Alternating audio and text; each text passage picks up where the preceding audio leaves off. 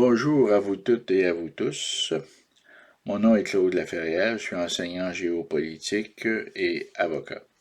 Je fais cette vidéo dans une perspective d'éducation populaire, sans expectative de mandat, puisque je suis avocat, ou de contribution de quelque nature que ce soit, monétaire ou autre. Le titre de la vidéo d'aujourd'hui est Constitution 101 et la loi sur la citoyenneté canadienne ou plus généralement la citoyenneté canadienne. Il s'agit en quelque sorte d'une réflexion sur l'héritage britannique en lien avec l'octroi de la citoyenneté canadienne dans le cadre de l'application de la loi de 1947 qui a été adoptée par le gouvernement fédéral et qui s'intitule la loi sur la citoyenneté. Cette loi visait à répondre à une grande vague d'immigrants en provenance d'Europe dans la foulée de la reconstruction de l'Europe et de la Deuxième Guerre mondiale. Mais avant d'aborder la loi sur la citoyenneté de 1947, qui origine en 1947, qui est toujours en vigueur aujourd'hui, et les circonstances politiques et juridiques de 1947, une année qui est extrêmement importante dans l'histoire du Canada, mais dont on parle très peu, pour ne pas dire pas du tout, j'aimerais qu'on fasse une révision de l'histoire constitutionnelle du Canada à partir d'un truc, d'une mnémotechnie que j'appelle, moi, les 10 doigts des deux mains, c'est-à-dire l'histoire constitutionnelle du Canada en 10 points. Très important. Et à partir de ça, on va mieux comprendre la fluidité de la notion de citoyenneté dans la mesure où le territoire qui voit naître une personne et qui est son lieu de naissance et qui est son lieu de citoyenneté, si cette fluidité comporte des changements constitutionnels, eh bien, qu'est-ce qu'il advient de la citoyenneté? On peut prendre par exemple quelqu'un qui serait né en Birmanie et aujourd'hui c'est le Myanmar, eh bien, qu'est-ce qu'il arrive de sa citoyenneté birmane?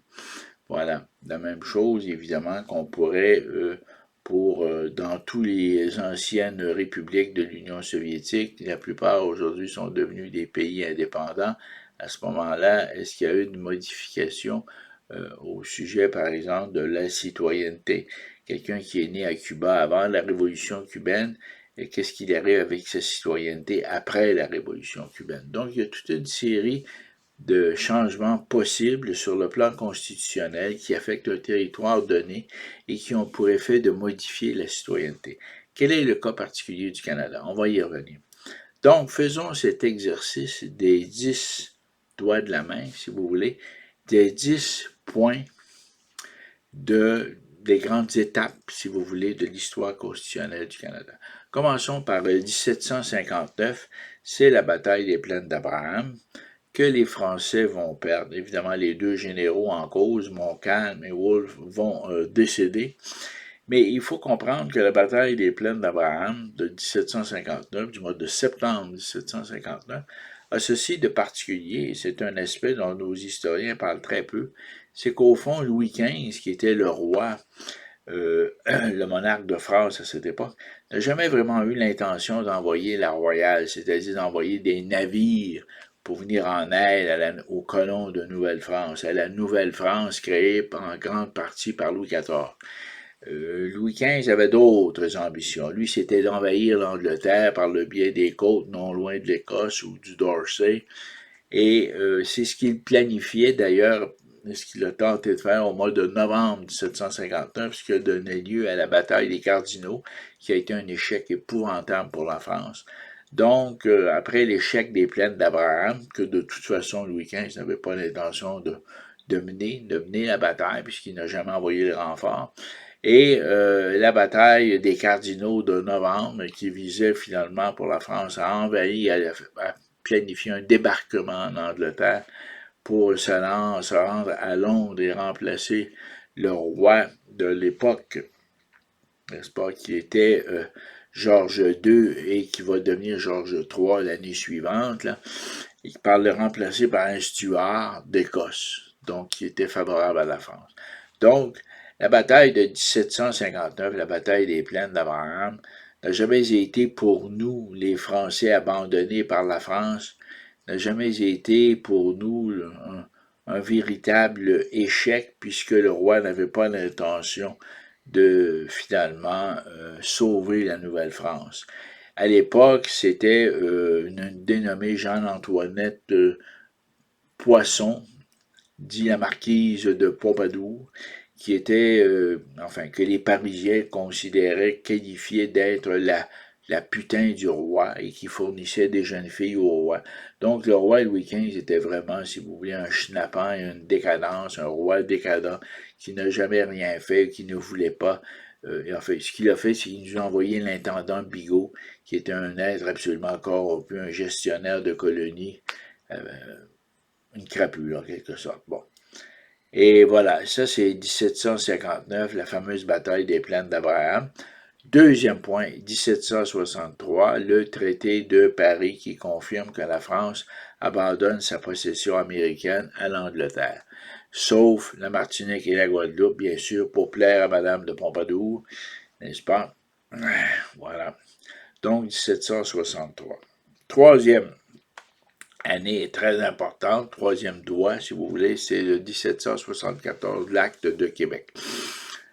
Voilà, à ce moment-là, il faut comprendre que Georges III sent bien que la Révolution américaine se met en branle, que George Washington, qui était un ancien colonel de l'armée britannique, est devenu maintenant général dans l'armée continentale, que les troupes se lèvent et que s'organisent, que des milices s'organisent du côté américain au sud de la frontière. Et là, à ce moment-là, Georges III décide, avec le Parlement anglais, qui est l'héritage de William Pitt fils, eh bien, décide de nous consentir l'acte de Québec qui va nous permettre, entre autres, de continuer de pratiquer la religion catholique, de gérer si vous voulez, l'intendance au quotidien conformément à la coutume de Paris, autrement dit la coutume française, et de parler français par conséquent. Donc, 1774 est une année extrêmement importante et sensible, sur laquelle on va revenir d'ailleurs au sujet, par exemple, de la papauté, les changements de la papauté dans une autre vidéo. Après 1774, c'est 1791. Bon, la Révolution américaine a donné lieu à des déplacements d'émigration importantes de loyalistes vers ce qu'on va appeler plus tard l'Ontario, mais qu'on va appeler là pour l'instant, pour les fins de la présentation, le Haut-Canada. Et là, Londres va adopter l'acte constitutionnel qui va créer deux assemblées. Une assemblée pour le Bas-Canada qui est la Nouvelle-France, ce qui était la Nouvelle-France, qui était le Canada francophone, si vous voulez, et une autre assemblée pour le Haut-Canada, c'est-à-dire l'Ontario. Et là, évidemment, au fil des années, Londres et les gouverneurs militaires vont constater que les Français veulent devenir de plus en plus autonomes, indépendants, et que le même sentiment est senti du côté des anglophones qui deviennent de plus en plus républicains, influencés par les Américains, et qui voudraient possiblement rattacher le Haut-Canada aux États-Unis. Et un sentiment analogue ici qui va se développer après la révolte des Patriotes. Parce que là, ce qui va se produire en 1837-38, c'est la révolte des Patriotes, le rapport Durham qui propose l'annexion finalement, c'est-à-dire l'intégration, l'assimilation des Français d'Amérique à la culture anglaise, ce qui va donner lieu à l'acte d'union de 1840, où finalement, si vous voulez, on réunit les deux assemblées pour former une seule assemblée, dans l'espoir de noyer les Français en utilisant les loyalistes. Et bien sûr, ça ne fonctionnera pas très bien et le rapport Durham va finalement finir sur les tablettes, ce qui nous mène en 1865. Et là, évidemment, du côté américain, il y a eu la guerre des sécessions. Et là, le général Grant et d'autres gardent le Canada qui étaient sympathiques aux Confédérés eh bien, le regarde comme un ennemi potentiel. Et là, à ce moment-là, Londres, si vous voulez, prend les affaires en main, à la reine Victoria en particulier. Et là, on adopte le Colonial Law Validity Act qui fait en sorte que nos lois ne peuvent pas être repugnant ou incompatibles avec les lois anglaises. Et 2 années plus tard, ça va être 1867 qui va faire du Canada un dominion, c'est-à-dire littéralement, si vous voulez, une province d'Angleterre qui va comprendre d'autres provinces, dont des sous-provinces, si on veut, l'Ontario, le Québec, le Nouveau-Brunswick, la Nouvelle-Écosse. Bon. Donc, on se retrouve aujourd'hui avec, pour récapituler brièvement, là, 1759, la bataille des Plaines d'Abraham, 1763, le traité de Paris, 1774, l'acte de Québec, 1791, l'acte constitutionnel, 1840, l'acte d'union, 1865, le Colonial Law Validity Act, 1867, l'acte d'Amérique du Nord britannique. Et là, on va devoir attendre en 1931 avec le statut de Westminster qui va faire en sorte qu'on va pouvoir adopter au Canada des lois incompatibles ou répugnantes, repugnant, l'expression anglaise, avec les lois anglaises au Canada, et on va devenir maître de nos relations extérieures. Bon, jusqu'à un certain point, on va voir ce que ça va donner avec la Deuxième Guerre mondiale et Winston Churchill, mais peu importe. Donc, 1931. Ensuite, la prochaine année importante, c'est 1947, sur laquelle on va revenir. Et 1982, n'est-ce pas, le Canada Act adopté par le Palais de Westminster, qui comporte une charte des droits et libertés et une formule d'amendement. Petite précision très importante, le Canada Act adopté par le Palais de Westminster ne mentionne pas l'indépendance du Canada, alors que la proclamation royale signée à Ottawa par la reine et le premier ministre Trudeau et Jean Chrétien comporte la mention indépendance du Canada. Il faut comprendre que cette mention sur une proclamation royale n'a à peu près aucune valeur légale. N'est-ce pas? Ce qui est important, c'est ce que le Palais de Westminster adopte. Voilà, au titre d'une loi ou d'un traité.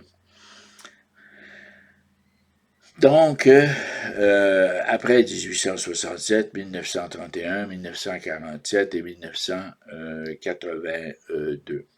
Revenons maintenant sur 1947.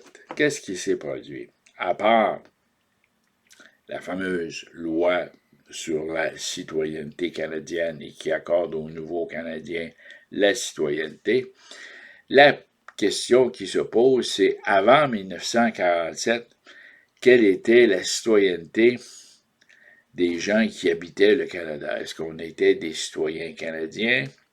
Est-ce qu'on était des citoyens britanniques? Eh bien, j'ai trouvé des éléments qui me laissent à penser que, bon, que ce soit sur des pièces d'identité ou autre, on retrouvait souvent la notion de citoyenneté britannique. Il faut dire qu'avant 1947, il y avait cette idée, en fait, il y avait 2 idées parallèles. Il y avait une idée très conservatrice qui s'appelait le British Empire, n'est-ce pas, l'Empire britannique, qui comportait à l'époque, qui intégrait, entre autres, bien sûr, le Canada, l'Irlande, l'Inde, le Pakistan, de nombreux pays d'Afrique, l'Afrique du Sud, la Rhodésie, le Ghana, etc. Donc, c'était un immense empire. C'était un empire qui, sur le plan légal, n'existait pas vraiment, mais sur le plan géopolitique et militaire, il existait. C'était la colonisation, ce que la France a connu aussi jusqu'à un certain point. Mais il va se produire ceci en 1947, c'est que 2 années auparavant, Winston Churchill, à la fin de la guerre, va perdre des élections. Et là, c'est Clément Attlee, un conservateur, qui va devenir premier ministre. Et là, Clément Attlee, durant la Deuxième Guerre mondiale, faisait partie du cabinet de Winston Churchill, c'est-à-dire qu'il était ministre du Travail. Il a fait en sorte qu'il n'y a pas eu de grève, si vous voulez, durant la Deuxième Guerre mondiale en Angleterre, parce qu'un travailliste était sur le cabinet d'unité nationale créé par Churchill au titre de ministre du Travail. Évidemment, après la guerre, Attlee se présente pour les Labour, pour les travaillistes, contre Churchill, qui est un conservateur. Churchill va perdre ses élections, il va en être très frustré d'ailleurs. Et en 1947, au Canada, eh bien, c'est la dernière année du règne de Mackenzie King. Et lui et Clément Attlee s'entendent bien et ils décident d'adopter une loi. Le Parlement fédéral décide d'adopter la loi sur la citoyenneté. Et là, il faut comprendre que Churchill n'aurait jamais permis cela. Jamais. En fait, Mackenzie King a attendu que Churchill soit battu aux élections, en quelque sorte, ce qu'il anticipait probablement, à cause du rapport Beveridge de 1941. Qu'est-ce que le rapport de Beveridge? C'est le rapport rédigé par Lord Beveridge, qui est en quelque sorte à l'origine de ce qu'on va appeler l'État-providence. C'est-à-dire que le gouvernement britannique prévoit qu'après la Deuxième Guerre mondiale, on va devoir composer avec des vétérans qui vont souffrir de toutes sortes de maux, les symptômes post-traumatiques qu'on appelle maintenant. Il va y avoir des handicapés, des amputés, et il va falloir en quelque sorte que l'État intervienne pour supporter la population qui a subi les affres de la guerre. Donc, on prévoit la création, par exemple, des allocations familiales, la pension de vieillesse, l'assurance chômage à l'époque. Donc, il y a toute une série de mesures sociales qui visent, en quelque sorte, à servir de contrepoids, si vous voulez, à l'instabilité économique créée par la guerre, autrement dit, le retour à la normale. Et ça devait se faire dans le cadre de la création de ce qu'on va appeler l'État-providence, qui a été une initiative britannique de Lord Beveridge. Et la meilleure personne pour implanter ça, eh bien, c'était un gouvernement travailliste, un gouvernement de gauche, c'était le gouvernement de Clément Attlee. Et au Canada, bien sûr, ces initiatives à caractère social sont bien reçues par les libéraux et vont être prises en 1947 par Louis Saint-Laurent, qui est un libéral, qui va remplacer un autre libéral, Mackenzie King.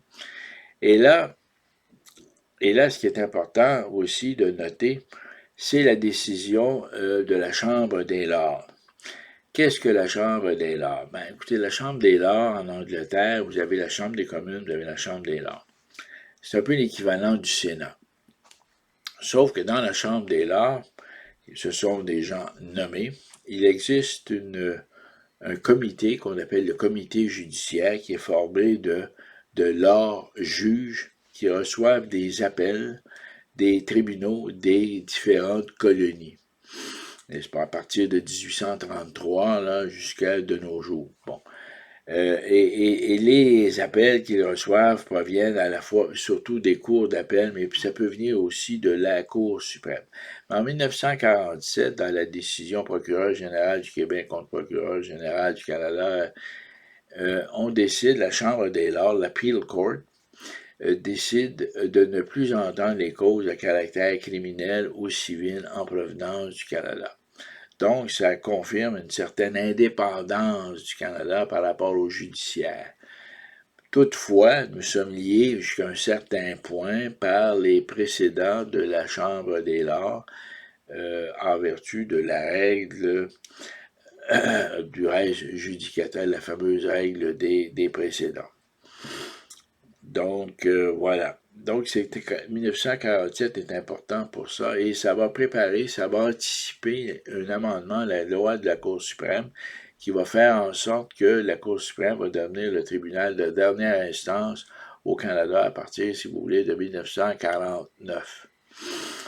Donc, la loi sur le gouvernement fédéral modifie la loi de la Cour suprême pour qu'elle soit vraiment le tribunal de dernière instance. Maintenant, en 1947, quand la Chambre des Lords décide de ne plus entendre les causes en matière criminelle et civile, on ne mentionne pas les causes de caractère constitutionnel. Et c'est là qu'il y a comme un vide, là. Une omission, si on veut.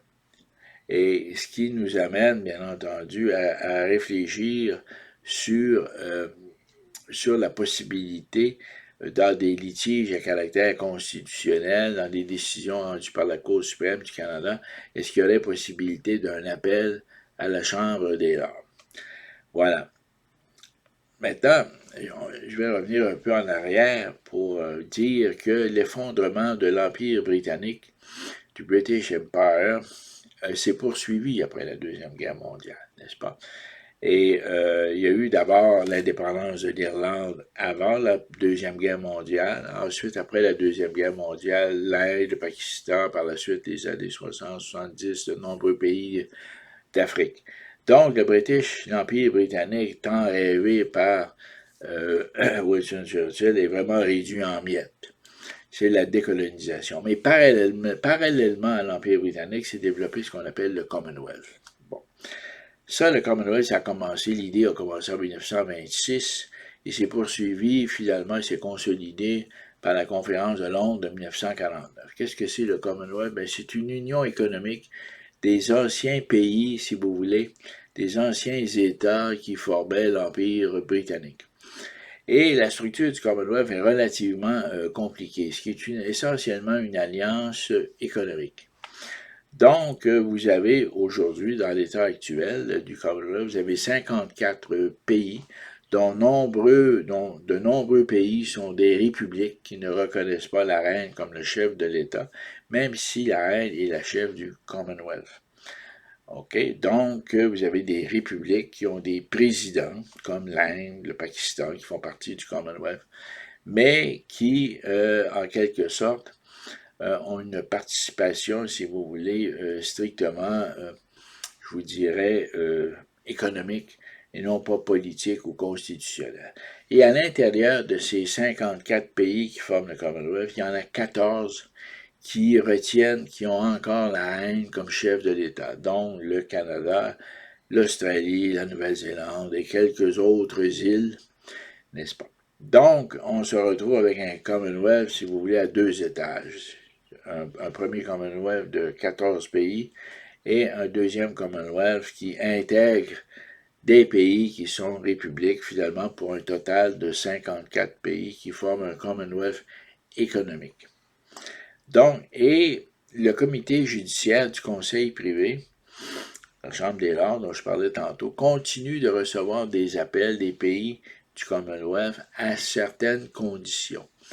Donc, il y a quand même une ouverture à un appel au comité judiciaire du Conseil privé pour des décisions qui pourraient être rendues par la Cour suprême. On pense entre autres dans les dossiers de défense ou de sécurité nationale et aussi à la règle des précédents qui fait en sorte que notre Cour suprême doit prendre en compte les décisions rendues par le comité judiciaire du Conseil privé à différentes occasions et selon différentes circonstances.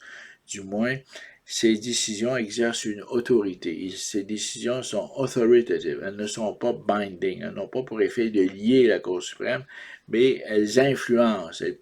Elles sont une autorité. Et si la Cour décide de les écarter, eh bien, elle doit faire ce qu'on appelle du distinguishing.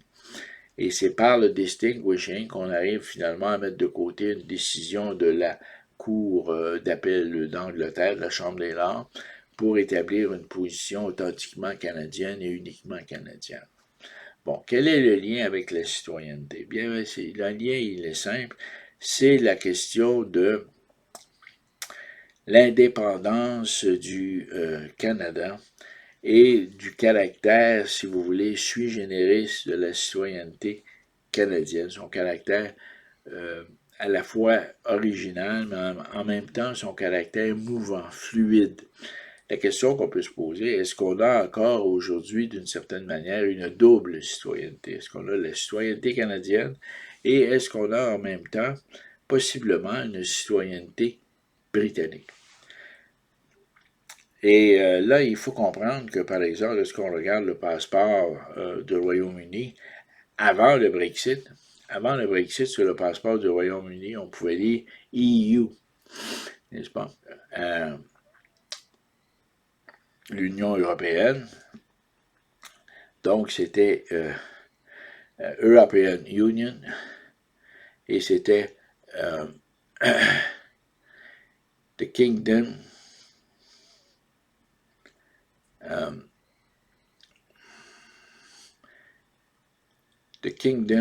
of Great Britain and Northern Ireland. United Kingdom of Great Britain and Northern Ireland. C'est ça. Et c'était un EU Passport.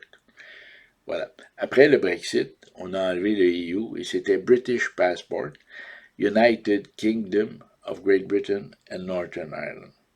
Donc, l'idée de la citoyenneté suit de façon très certaine et avec grande proximité la pratique internationale, la pratique des us et coutumes en matière de droit international, enfin la pratique du droit coutumier et des relations diplomatiques, ce qui fait en sorte que la citoyenneté canadienne, pour ceux qui sont nés ici et qui sont de vieilles souches francophones ou anglophones ou migrantes, on peut se poser la question d'une double citoyenneté. On est certainement citoyen canadien, conformément à la pratique coutumière en matière de relations internationales, relations diplomatiques, mais il y a comme une sorte de, si vous voulez, de doute qui subsiste du fait que la chef de l'État ici est la reine Élisabeth II, par sa représentante, la gouverneure générale, que nous faisons partie du Commonwealth de ces 14 pays qui maintiennent la reine comme le chef de l'État, et qu'il n'y a pas de déclaration d'indépendance du Canada dans le Canada Act de 1982, alors que les autres pays qui font partie du Commonwealth, mais qui sont des républiques, ces autres pays ont obtenu une déclaration d'indépendance du palais de Westminster, autrement dit du gouvernement britannique, c'est-à-dire de la législation, du législateur britannique. Et ça, c'est important.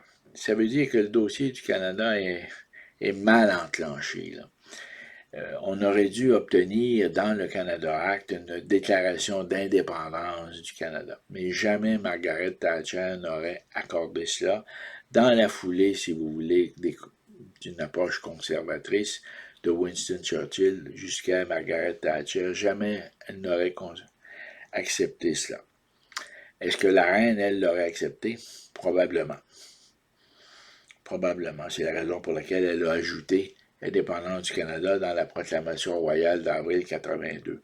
Mais le palais de Westminster, qui est la véritable autorité en la matière, n'a pas ouvert un débat à cet égard sur la question de l'indépendance du Canada.